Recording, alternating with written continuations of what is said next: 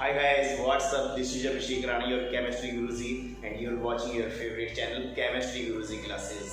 तो स्टूडेंट्स एक बार फिर से हाजिर हैं आपके बीच में कुछ नए टॉपिक्स को लेकर और आपकी केमिस्ट्री को इजी बनाने के लिए। जैसे कि हर बार हम वादा करते हैं कि आपको केमिस्ट्री में बिल्कुल टेंशन नहीं लेने की है, सारी टेंशन हमें दे दीजिए।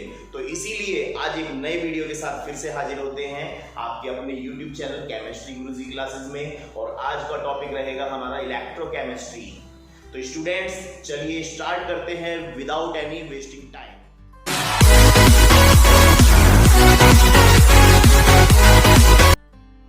तो गाइस, जैसे कि आपके सामने टॉपिक लिखा है इलेक्ट्रोकेमिस्ट्री, आज हम शुरू करने वाले हैं अपना इलेक्ट्रोकेमिस्ट्री। और इलेक्ट्रोकेमिस्ट्री होता क्या है और किस चीज से रिलेट करता है इलेक्ट्रोकेमिस्ट्री, इसका मीनिंग क्या होता है, इसका कहां कहां यूज होता है और कौन कौन से कॉम्पिटिटिव एग्जाम में इसका जिक्र होने वाला है, वो सारी चीजें मैं यहां पर लिख दूंगा।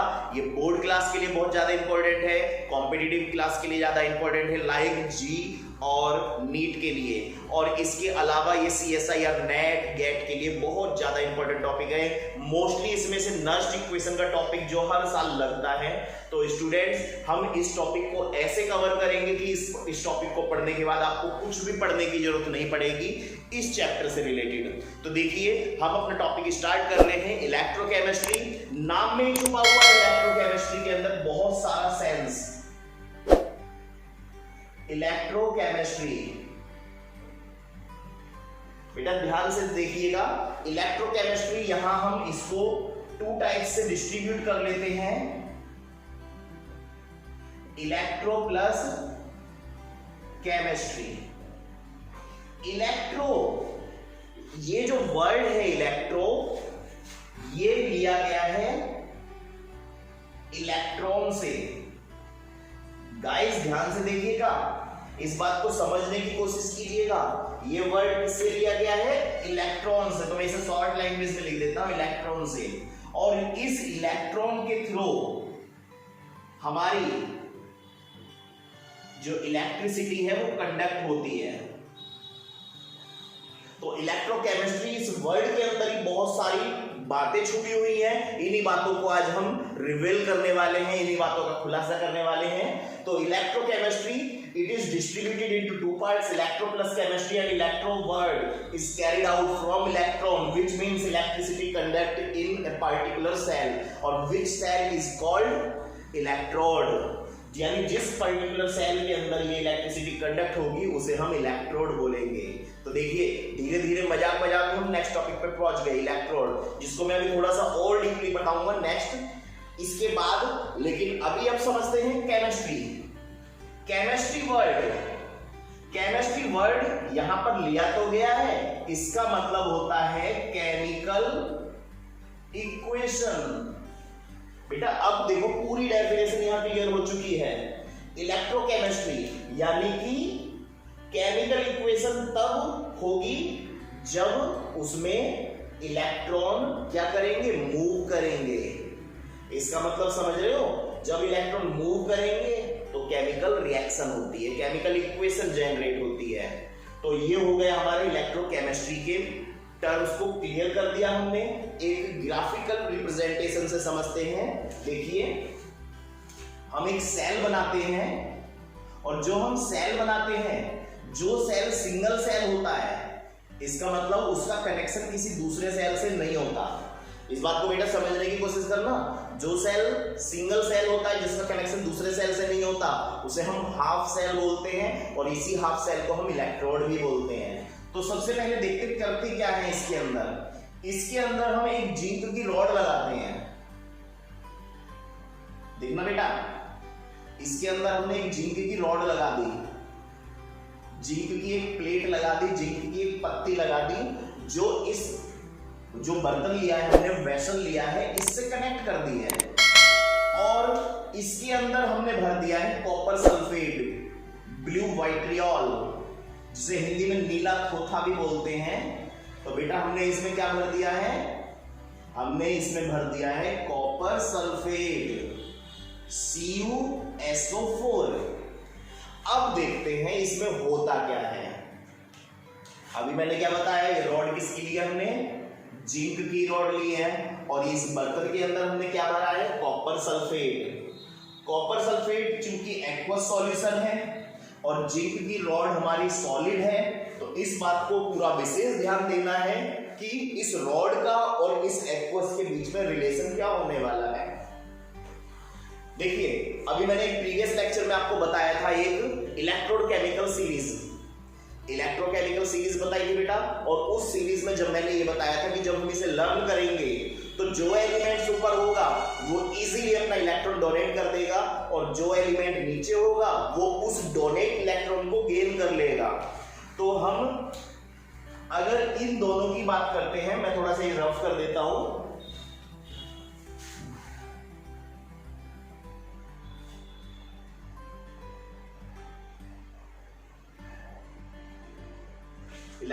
इलेक्ट्रोकेमिस्ट्री टॉपिक भी समझ रहा होगा कि शुरुआत में से करी और मुझे मिटा दिया, तो बेटा मिटाना तो पड़ेगा ही जब आगे समझना है।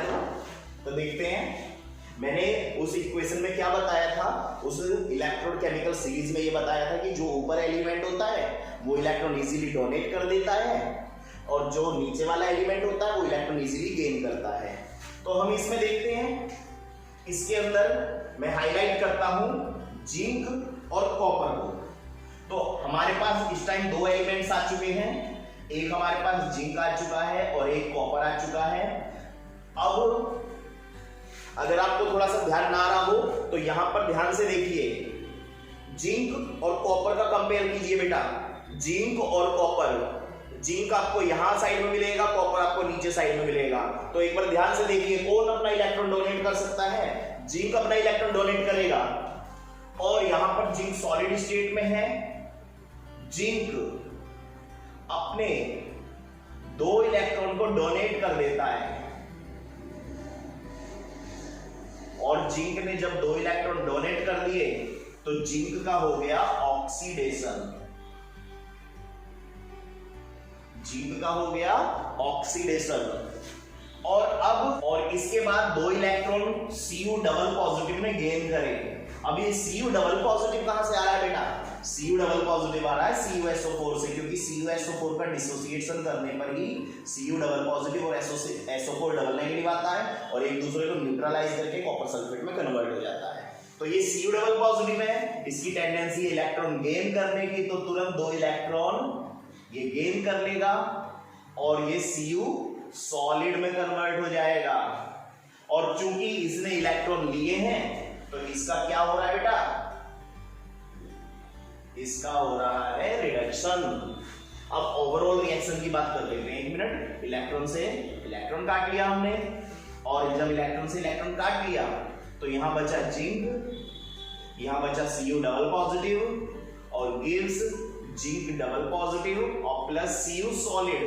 अब ये Cu सॉलिड एक्स्ट्रा सॉलिड आया कहां से है बेटा? ये Cu एक्स्ट्रा सॉलिड आया है इस कॉपर सल्फेट सॉल्यूशन से, और जो ये कॉपर सल्फेट सॉल्यूशन अब तक ब्लू कलर का था, इसमें से कॉपर अलग हो गया और कॉपर बिल्कुल रेड कलर का सा होता है, इसलिए वो सेटल हो चुका है बॉटम में और ये हमारा क्या बनकर आ गया? कॉपर। और इस प्रोसेस में हमने क्या देखा? जब जिंक ऑक्सीडाइज हो गया है, जिंक ने दो इलेक्ट्रॉन दे दिए हैं, तो जिंक की रॉड धीरे धीरे पिघलने लगेगी और जिंक की रॉड धीरे धीरे पिघलती धीरे धीरे खत्म हो जाएगी। तो इस रिएक्शन में हमने बहुत सारी चीजें सीखी हैं। सबसे पहली चीज क्या सीखी है? इसमें ये पता लगा है जिंक हमारा, जिंक का क्या हो रहा है? ऑक्सीडेशन हो रहा है, सॉल्ट में लिख देता हूं ऑक्स। और क्या पता लगा? कॉपर का क्या हो रहा है बेटा? रिडक्शन हो रहा है। थर्ड, इसमें जो ब्लू कलर था,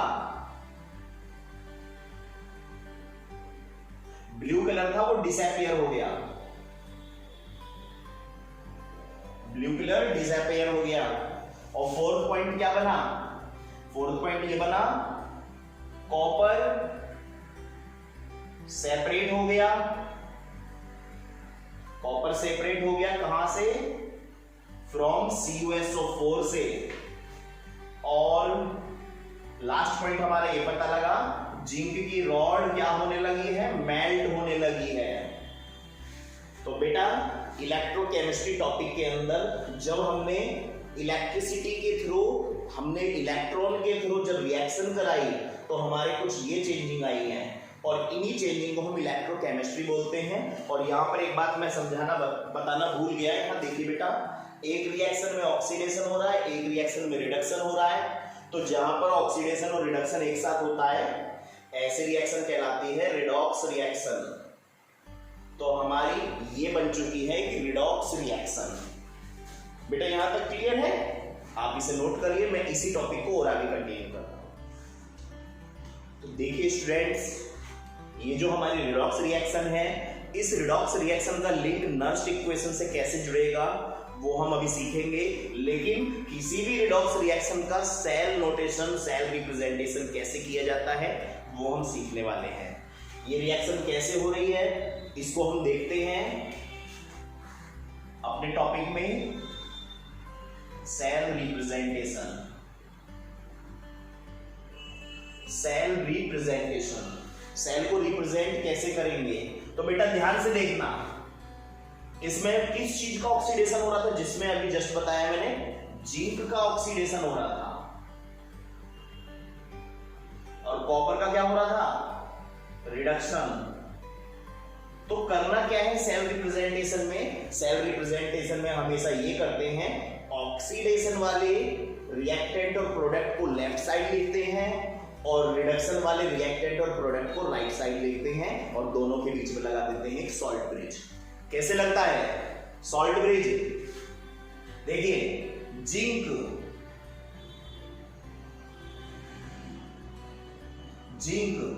और Zn डबल पॉजिटिव और इनके बीच में एक डंडा सा खींच दो, एक डंडा खींच दो, इसे बोलते हैं फेज बाउंड्री। इसे क्या बोलते हैं? Phase boundary. ऐसे ही यहां पर Cu डबल पॉजिटिव और Cu, इनके बीच में भी क्या लगानी है? Phase boundary. देखो बेटा,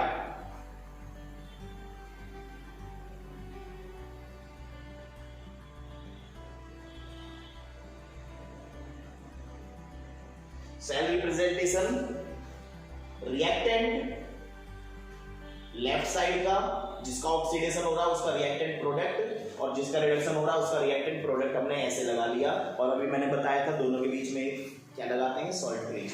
तो सॉल्ट ब्रिज कैसा होता है? उसमें दो फेज बाउंड्री लगा दो और ये बन गया हमारा सेल नोटेशन या सेल रिप्रेजेंटेशन। सेल नोटेशन या सेल रिप्रेजेंटेशन होता क्या क्या है, मैं यहां सारी चीजें आपको शो कर देता हूं कि किस चीज को क्या क्या चीज कहते हैं और इस रिएक्शन को मैं यहां से हटा देता हूं। देखिए, ये जो दो एलिमेंट यहां पर लिए गए हैं, यहां पर लिए गए हैं और जो दो यहां पर लिए गए हैं, लेफ्ट वाले साइड पे जो ये लिए गए हैं ये साइड कहलाता है एनोड साइड और जबकि ये वाला साइड क्या कहलाता है? Cathode side. और ये बीच में क्या लगता है? Salt bridge. Salt bridge. और इसके बाद ये वाली चीज क्या कहलाती है? ये वाली चीज ये कहलाती है फेज बाउंड्री। फेज बाउंड्री मतलब क्या है इसका? इस चीज को हम थोड़ा सा एक्सपेंड करके पढ़ते हैं, आप इसे नोट करिए और मैं एक सीरीज के थ्रू एक चीज और बताऊंगा जो कि इस टॉपिक के बाद होगी। आप जब तक इसे नोट कर लीजिए। तो गाइस देखिए, यहां पर सेल नोटेशन दे रखा है। अभी पिछले क्वेश्चन में दे रखा था एक रिएक्शन, रिडॉक्स रिएक्शन, जिसका हमने सेल नोटेशन बनाया था। यहां पर हमें सेल नोटेशन दे रखा है, हम इसकी रिडॉक्स रिएक्शन बनाने वाले हैं। अभी मैंने क्या बताया था? लेफ्ट वाला हमेशा क्या होता है? एनोड, राइट वाला कैथोड होता है और बीच में लगता है ब्रिज। तो बेटा देखिए, एनोड के लिए हम ए, ब्रिज के लिए बी और कैथोड के लिए हम सी का यूज करने वाले हैं आगे जितने भी टॉपिक्स पढ़ने वाले हैं। तो मैंने क्या बताया था? जो एनोड है उसकी रिएक्शन अलग कर देते हैं, यानी लेफ्ट साइड में Fe रिवर्सिबल साइन लगाते हैं, राइट साइड में Fe डबल पॉजिटिव। बेटा यहां तक कोई प्रॉब्लम है? कोई प्रॉब्लम नहीं होगी। अभी देखिए Fe पे डबल पॉजिटिव, इट मींस इसने 2 इलेक्ट्रॉन डोनेट कर दिए और इसका क्या हो गया? ऑक्सीडेशन। और एक बात ध्यान से सुनना, पहला एलिमेंट जितने इलेक्ट्रॉन डोनेट करेगा दूसरा उतने ही गेन करेगा, और दूसरा जितना गेन करेगा पहले को उतने ही डोनेट करने पड़ेंगे। दूसरी रिएक्शन देखते हैं, Ag पॉजिटिव रिवर्सिबल Ag। अब पॉजिटिव है, जैसे यहां पर डबल पॉजिटिव था, इसने 2 दिए थे लेकिन एक पॉजिटिव है, तो कितने ले सकता है? केवल एक ले सकता है, लेकिन आ कितने रहे हैं? 2, और यहां ले कितना सकता है? 1। तो बेटा इसको डबल होना पड़ेगा और इसको भी डबल होना पड़ेगा, तभी तो ये 2 इलेक्ट्रॉन ले पाएगा। और इसने 2 इलेक्ट्रॉन ले लिए डबल होकर, और इसका क्या हो गया? रिडक्शन हो गया। इलेक्ट्रॉन से इलेक्ट्रॉन हमने कैंसिल कर दिए और हमारी रिएक्शन आई Fe+2Ag पॉजिटिव और गिव्स Fe डबल पॉजिटिव और 2Ag। ये हमारी रिएक्शन हो गई है। तो बेटा सेल रिप्रेजेंटेशन से हम रिडॉक्स रिएक्शन और रिडॉक्स रिएक्शन से सेल रिप्रेजेंटेशन हमेशा बना सकते हैं। इसके लिए आपको इलेक्ट्रोकेमिकल सीरीज की जरूरत पड़ेगी, बार बार जरूरत पड़ेगी, उसके बिना कुछ नहीं होने वाला। तो बेटा यहां तक क्लियर हो चुका है। अब देखिए हम इसी सीरीज के अकॉर्डिंग नर्स इक्वेशन को कैसे पढ़ते हैं, इसे नोट करिए आप। तो चलिए गाइस शुरू करते हैं अपना इलेक्ट्रोड केमिस्ट्री का मेन टॉपिक, इलेक्ट्रोड। इलेक्ट्रोड क्या है, किस चीज को इलेक्ट्रोड कहते हैं, इसका मतलब क्या होता है, किस चीज से बना होता है और इसकी प्रॉपर्टीज क्या क्या होती हैं, इस लेक्चर में आज हम पूरा डीपली पढ़ने वाले हैं। कई बच्चों ने सुना होगा इलेक्ट्रोड, इलेक्ट्रोड बहुत बार नाम सुना है, लेकिन इसका मीनिंग शायद क्लियर नहीं हो पाया होगा। तो आज हम इस टॉपिक में इलेक्ट्रोड का मीनिंग सीखेंगे, इलेक्ट्रोड क्या होता है उसकी डेफिनेशन सीखेंगे, इलेक्ट्रोड का डायग्राम बना के उसको और पर्टिकुलर सीखेंगे और इसके मेन प्रॉपर्टीज सीखने वाले हैं। तो देखिए बेटा, इलेक्ट्रोड आपके सामने हेडिंग डल चुकी है। इलेक्ट्रोड मैं बनाता हूं, इलेक्ट्रोड एक कांच का बर्तन ले लिया हमने। कांच का बर्तन क्यों कह रहा हूं मैं? कांच का बर्तन मैं इसलिए कह रहा हूं, वो नॉन रिएक्टिव होना चाहिए किसी भी मेटल के साथ। तो मोस्टली हम कांच का ही बर्तन यूज करने वाले हैं, तो हमने कांच का वेसल ले लिया, ठीक है बेटा। और सबसे पहले कांच का जो वेसल हमने ले लिया उसके अंदर एक चीज भरेंगे हम, कॉपर सल्फेट। अब बच्चे कह रहे हैं सर जी कॉपर सल्फेट ही सस्ता पड़ रहा है, पहले भी कॉपर सल्फेट भरा फिर भी अब भरा। किस किस के दिमाग में ऐसा क्वेश्चन आया है? तो बेटा इस बात को समझने के लिए थोड़ा डीपली समझ लीजिए कि अब हम टॉपिक पढ़ने क्या वाले हैं। अब हमारा टॉपिक है इलेक्ट्रोड। तो सबसे पहले हमने इसमें क्या भरा? हमने इसमें भरा कॉपर सल्फेट ब्लू व्हाइट ट्रिया। और अब मेन चीज अब आने वाली है कि अब जब हमने इसमें कॉपर सल्फेट भर दिया है, अब इसी कॉपर सल्फेट के किसी मेटल की, कॉपर सल्फेट तो एक सॉल्ट सॉल्यूशन है, कॉपर सल्फेट किस चीज का सॉल्ट सॉल्यूशन है? कॉपर का। तो जिस चीज का सॉल्ट सॉल्यूशन होगा उसी चीज के मेटल की रोड उसमें डालनी पड़ेगी।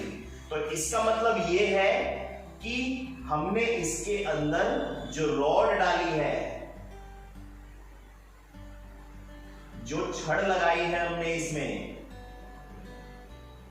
वो कॉपर की होनी चाहिए। अब ऐसा मत करना यहां कॉपर सल्फेट भर दो, वहां जिंक भर दो, जैसे पिछले वाले एग्जांपल में लिया था। भर सकते हैं जिंक भी, जिंक की रॉड भी लगा सकते हैं।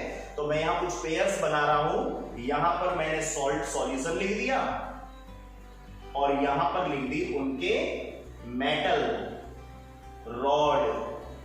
देखिए बेटा, अगर कॉपर सल्फेट सॉल्यूशन है तो रॉड कॉपर की लगेगी, अगर जिंक सल्फेट सॉल्यूशन है तो बोलो जल्दी से, जिंक की रॉड। आयरन सेकंड सल्फेट है तो रॉड किसकी होने वाली है? आयरन की।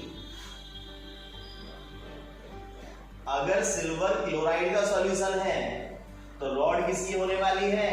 सिल्वर की। तो बेटा ऐसे ही कितने भी एलिमेंट्स हो सकते हैं जिस चीज का हम सॉल्ट सॉल्यूशन लेंगे उसी की रॉड लगाएंगे। तो डेफिनेशन, अब जो हमारी डेफिनेशन है इलेक्ट्रोड, उसको क्लियर करते हैं कि जब कोई मेटलिक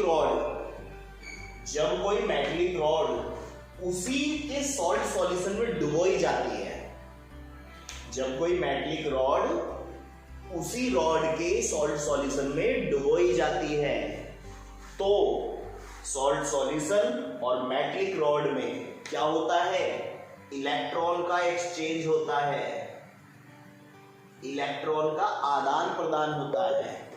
तो बनने वाले इस डिवाइस को इलेक्ट्रोड बोलते हैं।